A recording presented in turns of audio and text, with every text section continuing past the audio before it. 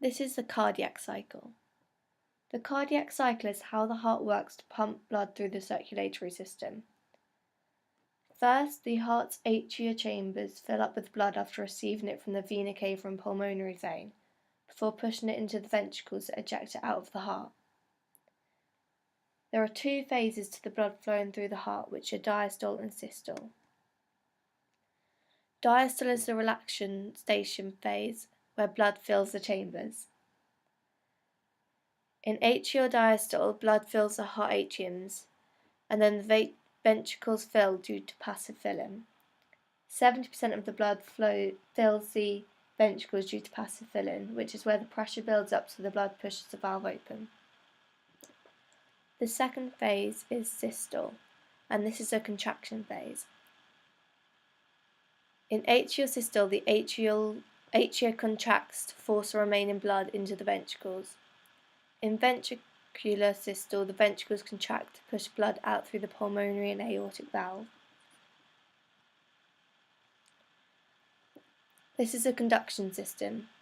The conduction system is a group of specialized cells in the walls of the heart that send signals to cause the heart to contract. Firstly, the SA node, which is the heart's natural pacemaker, sends an impulse down to the AV node. The impulse then travels through the septum down the bundle of His to the bottom of the heart. When the impulse reaches the bottom of the heart, it travels up the Purkinje fibers.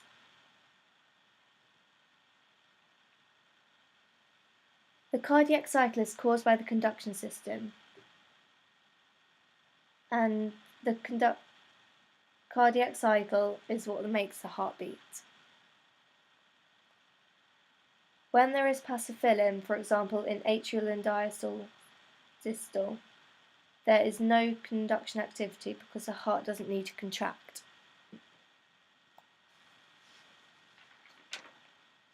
However, during atrial systole, the impulse causes the muscle to contract as it travels from the SA node down to the AV node.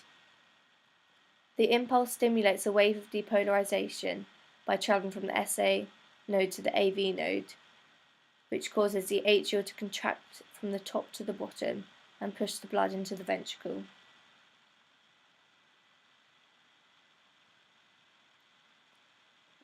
The impulse then travels down the bundle of His to the bottom of the heart. For ventricular systole to happen, the impulse goes up the Purkinje fibers, which causes the ventricles to contract from the bottom to the top, making the blood go out through the pulmonary and aorta valve.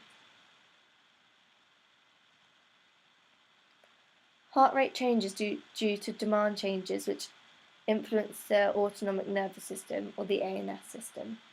The ANS system controls the SA node, which controls and coordinates the heart rate. The different receptors that detect change are chemoreceptors, which respond to chemical changes in the body, baroreceptors, which respond to changes in blood pressure, thermoreceptors, which respond to changes in temperature, and proprioceptors, which respond to muscle movement.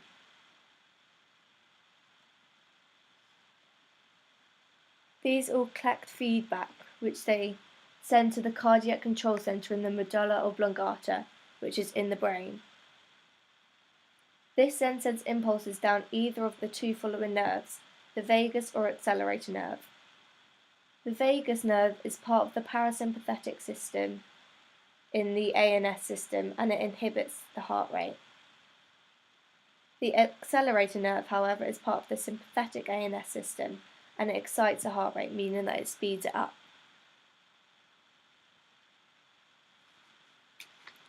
These are the blood and blood vessels. The 5 blood vessels are arteries, arterioles, capillaries, venules, and veins. These will help to transport blood around the body. The blood is used to transport nutrients, O2 and other substances around the body and to the muscles. Blood contains 4 components, which are red blood cells, which make up 45% of the blood, white blood cells, which make up less than 1% of the blood along with platelets, and plasma, which makes up 55% of the blood. Red blood cells are produced in the bone marrow, and they live up to 120 days before they are replaced. Red blood cells carry hemoglobin, and the iron in this is what allows oxygen to be carried by the hemoglobin, called oxyhemoglobin. Red blood cells carry this oxygen to the muscles, which allow them to move. White blood cells are made in the bone marrow and are 3 times the size of red blood cells. Their role is to act as a repair system to deal with disease damage to the body and to fight infection. Platelets are also formed in the bone marrow, and they help produce clotting in the blood vessels that are damaged by creating scabs to stop blood flow. Plasma is a watery, straw-coloured substance or fluid that carries solid constituents. It's 91% water, which is important as lack of water or dehydration makes the blood more viscous and harder to transport. 70% of this plasma is proteins and 2% is other solutes, for example ions, nutrients and waste products.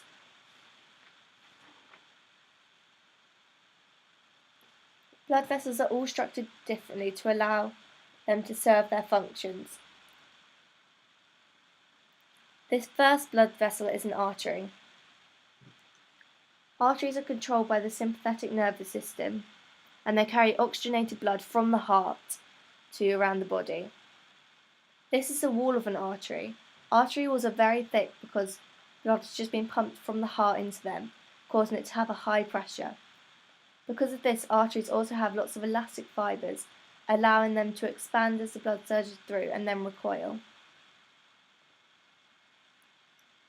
The wall has 3 layers. The tunica intima is the inside layer of the artery wall and contains endothelial cells, which act as a barrier between the blood and the body tissues. The tunica media is the thickest layer and is made up of smooth muscle tissue and can change the vessel's diameter to regulate blood flow and pressure. The tunica externa is the outer layer and contains the elastic fibres that allow the arteries to stretch and recoil. Arteries have a small lumen size, which allows them to maintain the high pressure of the blood. The next blood vessels are arterioles. These are tiny branches of arteries that lead to capillaries, and their role is to transport blood to the capillaries. They are under the control of the sympathetic nervous system and constrict and dilate to regulate blood flow and distribute the blood. They can do this because they contain smooth muscle tissue.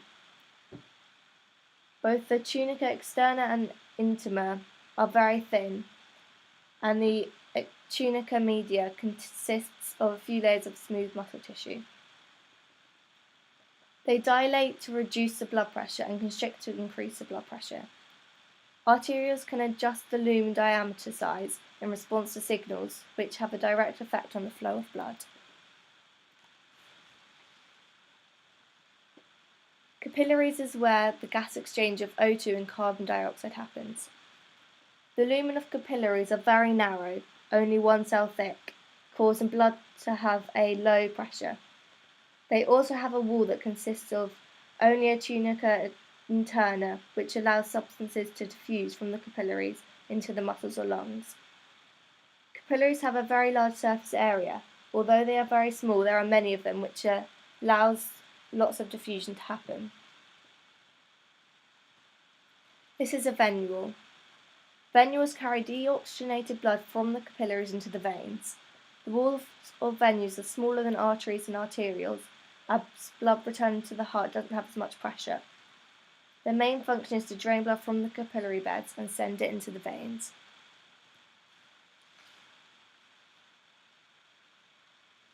The last vessels are the veins. They carry blood towards the heart, deoxygenated blood from the muscles and oxygenated blood from the lungs. The walls of veins have 3 layers, tunica media, interna and externa. However, they are thinner than arteries and contain less smooth muscle. They also have a larger lumen, which makes them less able to stand high blood pressure. Veins also contain pocket valves which catch blood in them to prevent blood from backflowing. They act as flaps that close when the blood moves backwards to form a barrier in the lumen.